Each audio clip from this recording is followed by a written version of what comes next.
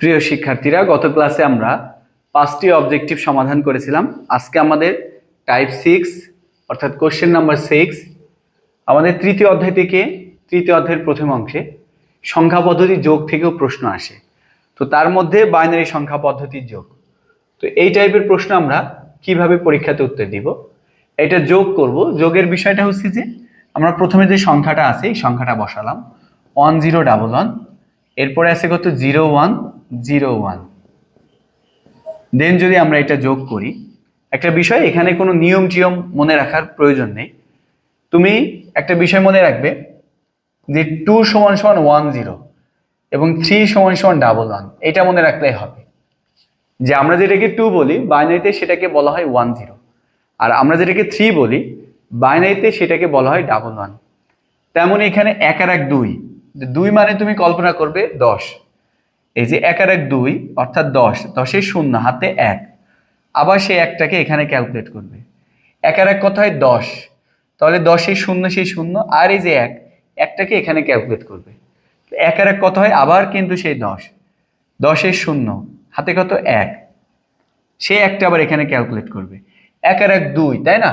এখন তোমার 2 মানে, এখন যেহেতু তুমি বাইনারিতে আসো, তোমার এই বাইনারি 2 মানে 10, অর্থাৎ এমন 1 আর 1 2, 2-এর শূন্য হাতে কত 1, 1 আর 1 2, এই 2 মানে কত, এই যে এটা।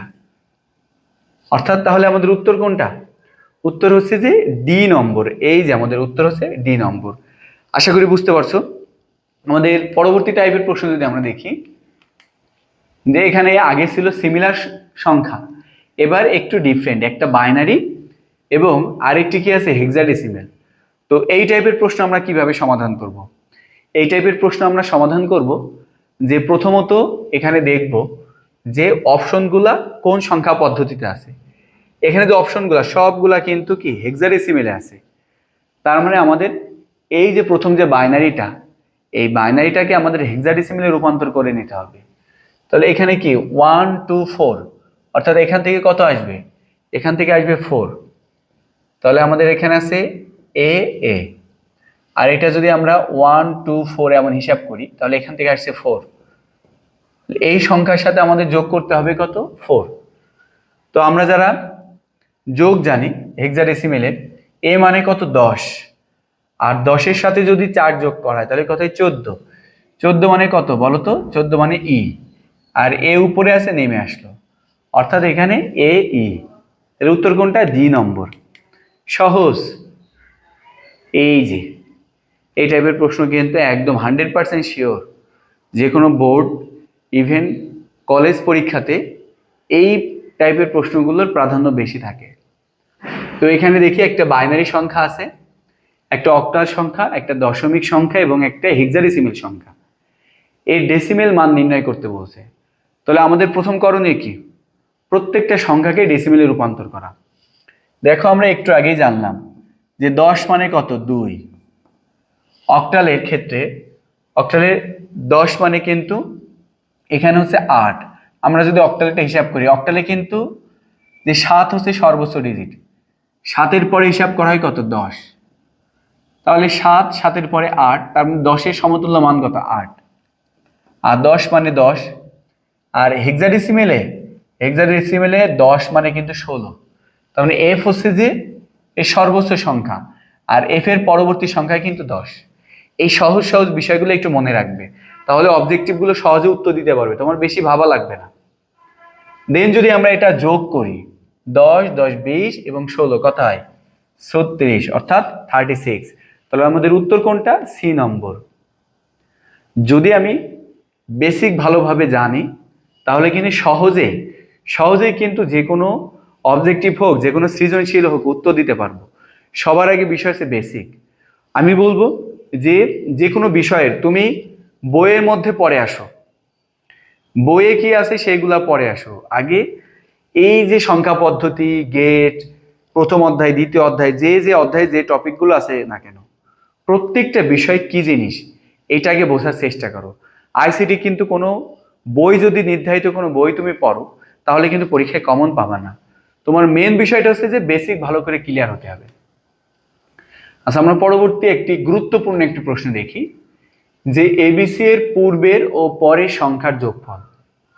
এবিসি এর পূর্বের সংখ্যা, তার মানে যদি আমরা এবিসি এখানে আসে এর পূর্বের সংখ্যা যদি বলি, তাহলে পূর্বে হচ্ছে যে 9, বি বি এর পূর্বে হচ্ছে যে এ, সি এর পূর্বে হচ্ছে কত বি, আর পরে এর পরের সংখ্যা হচ্ছে বি, বির পরের সংখ্যা কত সি, আর সি এর পরবর্তী সংখ্যা কত ডি। আমরা যারা সংখ্যা পদ্ধতি যোগ করেছি তারা কিন্তু এটা সহজেই করতে পারবো। আমি করার আগে উত্তর বের করতে পারবে তারা। সেটা কেমন?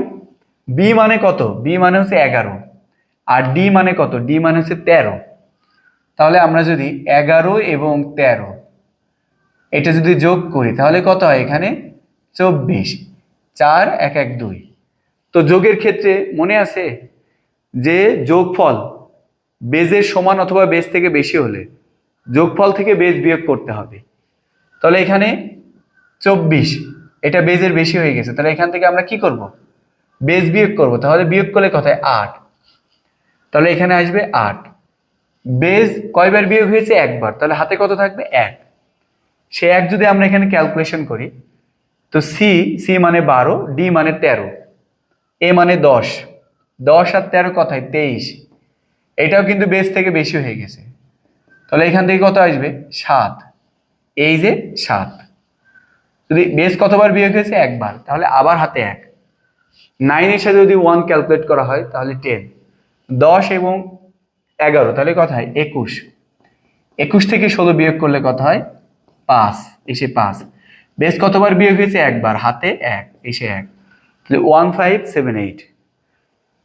তাহলে আমাদের উত্তর কোনটা? উত্তর হচ্ছে বি নম্বর। বি নম্বর হচ্ছে উত্তর। এইসব ট্রিক যদি ভিডিও ক্লাসেও না বুঝো তাহলে কালীগঞ্জের মধ্যে যারা অফলাইনে আসো অবশ্যই তাদেরকে বলবো এখনই এখনই রশিদ স্যারের আইসিটি কোর্সে তোমরা ভর্তি হয়ে যাও। এইসব সবকিছু পানি পানি, সে রিফাত ভাই ডায়লগ দিলাম, সবকিছু পানি পানি হয়ে যাবে। আমাদের 10 নম্বর প্রশ্ন যেটা, এটা আজকের ক্লাসের লাস্ট। যে একটা সংখ্যা দেওয়া আছে, এর অনেস কমপ্লিমেন্ট কিছুই না, একের পরিপূরক মানে গাড়ি উল্টায় যাবে। যেখানে 1 আছে সেখানে 0, যেখানে 0 আছে সেখানে 1, 1 আছে 0, 0 আছে 1, 1 আছে 0, 1 আছে 0, 1 আছে 0, 1 আছে 0। দেখি এই ভ্যালুটা কোথায় আছে। এই ভ্যালুটা প্রথমে 0 1, 0 1 0, অর্থাৎ এই যে আমাদের সি নম্বরে আছে। তার মানে উত্তর কোনটা? উত্তর হচ্ছে সি নম্বর। আজকের ক্লাসটা ছিল এই পর্যন্তই।